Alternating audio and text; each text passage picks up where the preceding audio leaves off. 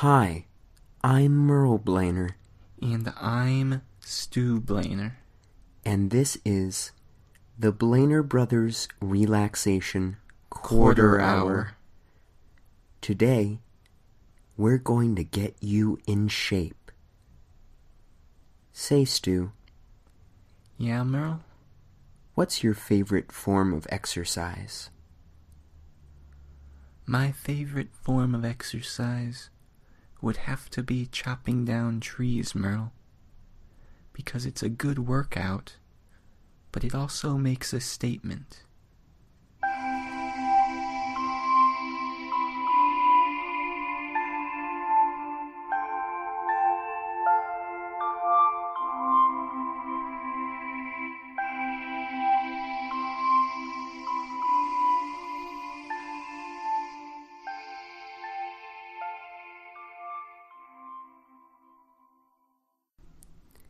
Picture yourself as an obese man. You weigh approximately 432 pounds, which might not seem like a lot of weight, but on your 5'2" frame, it is quite shocking. You've been this way your whole life, a large man struggling with every single thing you've done.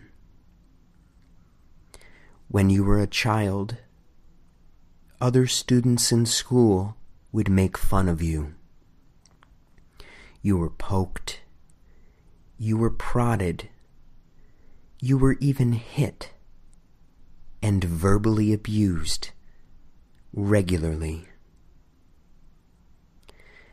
You've never had the willpower or the determination to make a change, to become healthy and lose weight. But you have found a perfect time in your life, a perfect reason to make the switch and move towards health and happiness. You are in prison. A maximum security prison. You are there because you committed many crimes. The most serious of which was your attempted assassination of the Estonian ambassador. Why did you do this? Probably because you wanted to go to prison. You knew this would be the only way to ensure that you get a steady amount of food every day, not too much and not too little. Unfortunately, this plan did not work. You managed to find food throughout the prison that others had thrown away or simply didn't want. But it's time to get more serious. When you first entered prison, it reminded you of school. You felt exposed. You felt like everyone was looking at you, ready to slap you, give you a wedgie, or call you fatty 2x4. You learned in your intro to prison class before entering jail that you have to make friends very quickly. You scanned and surveyed the lunchroom on your first day. You realized the Aryan Brotherhood skinheads were too fit for you. The Bloods and the Crips both wore colors that were not flattering to your large frame. But you saw one group of people hanging out in the corner that seemed like the perfect match. The Latin Kings. They wave you over. You were apprehensive at first, but they held up an extra box of chocolate milk. You've never said no to chocolate milk. And that is the reason why you're in jail. No control and no respect for yourself or foreign ambassadors. During all of the prison basketball matches, you were picked last. This hurt more than when the Estonian ambassador's secret service tackled you to the ground and held their knees to your back, arms, and legs. Sure, you didn't expect to be picked first, but it would have been nice if they picked you before Gary, the one-legged child molester with cardiac arrhythmia. That was when you decided you needed to make a change. You picked up the basketball and said, "Can I have everybody's attention?" "Of course," they said. "That's our only basketball. And if you don't give it back soon, we'll be forced to tell on you." I just wanted to announce that I am going on a hunger strike, and it will not end until there is more fair treatment of all players in prison pickup basketball games. Because I care about the rights of every prisoner, and I care about my physical health as well. After the first few days of your hunger strike, you have noticed a lot of changes, both internally and externally. You have cut out every type of food and meal you have been used to while in this prison. No more breakfast, no more lunch, no more pre- and post-shower snack, no more halftime snack at the pickup basketball game, or post-game orange slices provided by the team captains. You have been feeling healthier. You can feel the weight slowly melting off your body, and you can feel the air about you change. When you walk into the cafeteria, you get looks from everybody in the cafeteria. From the prisoners, you're getting looks of disgust.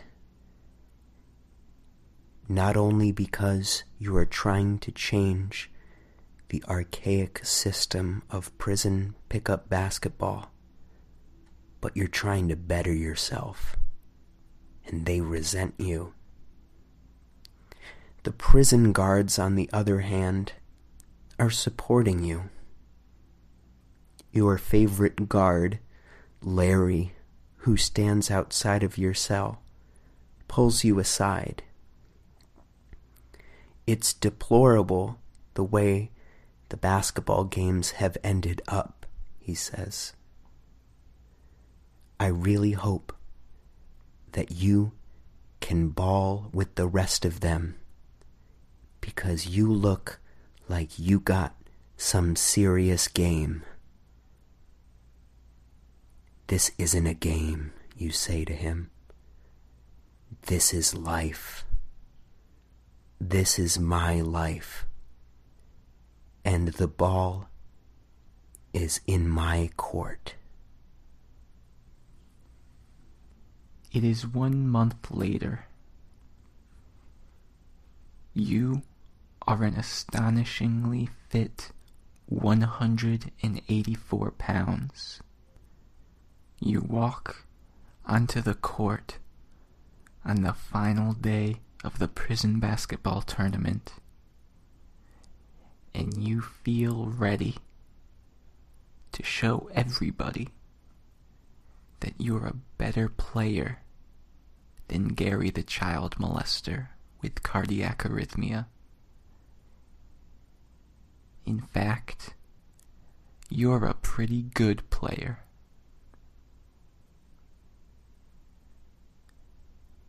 You pick up the ball. Can I have everybody's attention, you say? We're in the middle of the game, the other players say. Both of those on your team and on the opposing team. I know, you say, but I've got 35 seconds on the shot clock, and I intend to use it to say my piece. When I first came to this prison, I was scared of you, of all of you.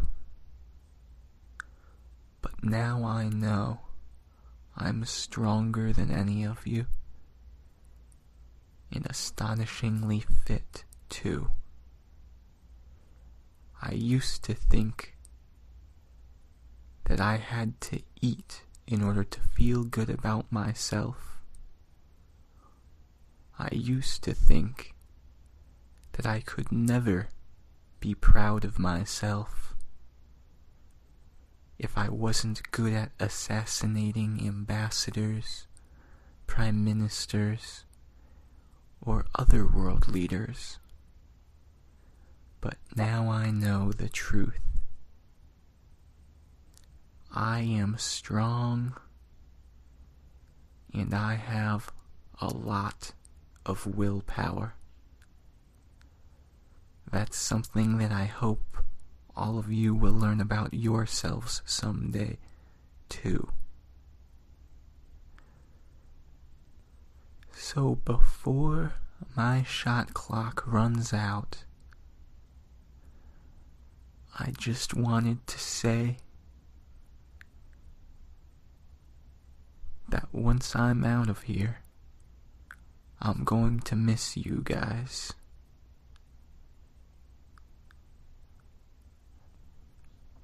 You look at the faces of the other prisoners, and they're staring back at you. They've all forgotten about the game. Some of them are weeping. Some of them are sobbing. And others are lying on the floor, smacking it with their hands in order to try to get their emotions in check. Well done. You are a fit human being. Wow, Stu. That was both terrifying and extremely inspiring. Say, Stu. Yeah, Merle? Do you think we have any listeners that are in prison right now? I hope not, Merle. I know I talk a big game, but I'd be scared to actually meet a felon. Me too, Stu. Me too. Thank you for listening to the Blainer Brothers Relaxation Quarter Hour.